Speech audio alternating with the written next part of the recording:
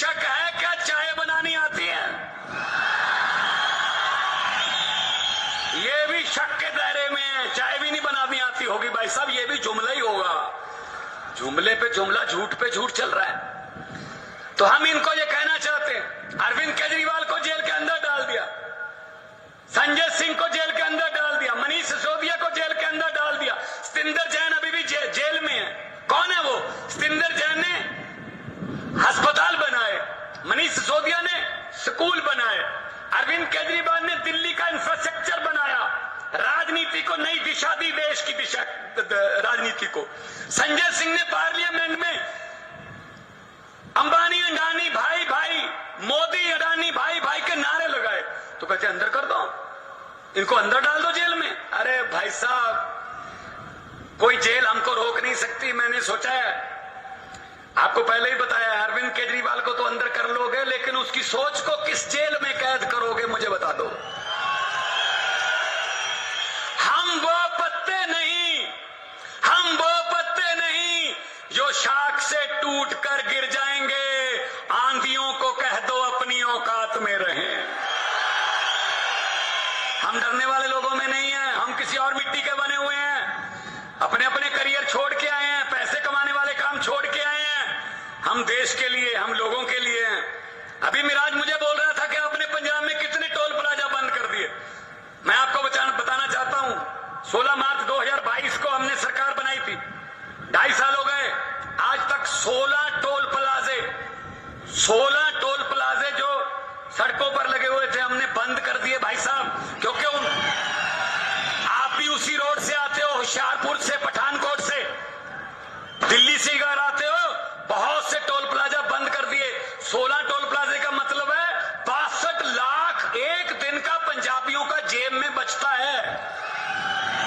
और मुझे पता चला यहां सड़क पर अड्डे खोल रखे हैं भाई साहब, आते हुए भी पैसे दे जाओ, जाते हुए भी पैसे दे जाओ, लूट चल रही है। बिजली माफिया यहां पैदा कर रखा है। भाई साहब, ये चनाब है, ये रावी क्रॉस करके आए हैं, सतलुज ब्यास पंजाब में है। पंजाब में और दिल्ली में बिजली 24 घंटे और बिल्कुल फ्री मिलती है, आपको क्यों नहीं मिल सकती भाई?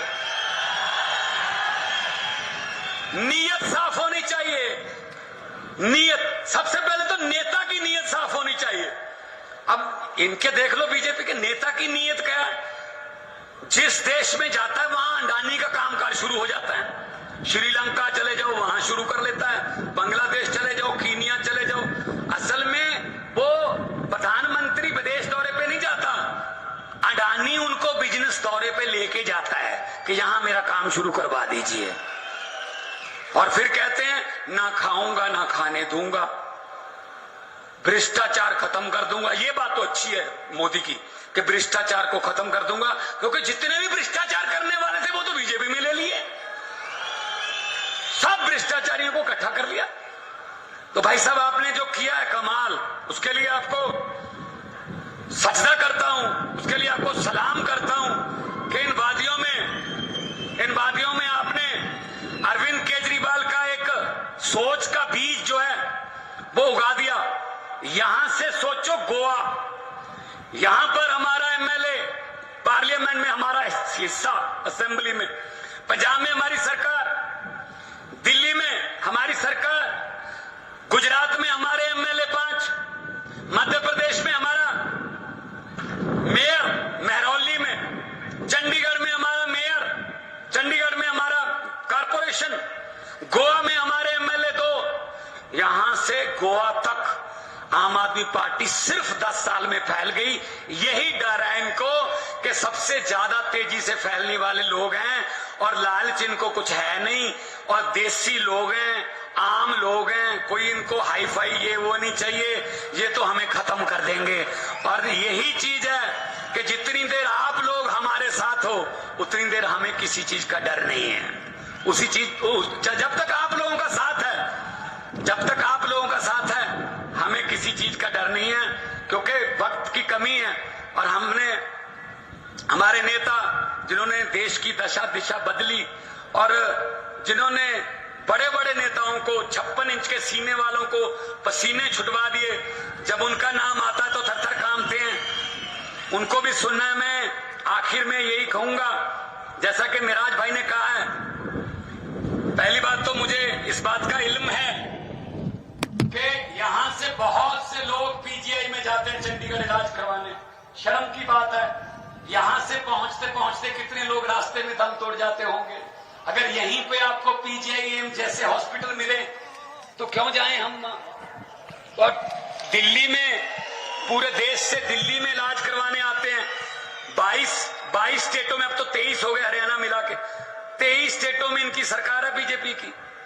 एक भी स्टेट में बिजली फ्री नहीं है, एक भी स्टेट में कोई ढंग का हॉस्पिटल नहीं है, कोई स्कूल नहीं है। तो भाई साहब, यही मिराज ने कहा है कि आप आते जाते रहना। मैं तो बिल्कुल पड़ोसी हूं, मेरे पास भी आप आते जाते रहना, लेकिन खैरियत से आना। पीजीआई के लिए मैं नहीं कहूंगा कि आप आते जाते रहना, खैरियत से आना, मिलने आना। और मैं यही कहूंगा कि लोगों को अक्सर कहते सुना है कि जिंदा रहे तो फिर मिलेंगे।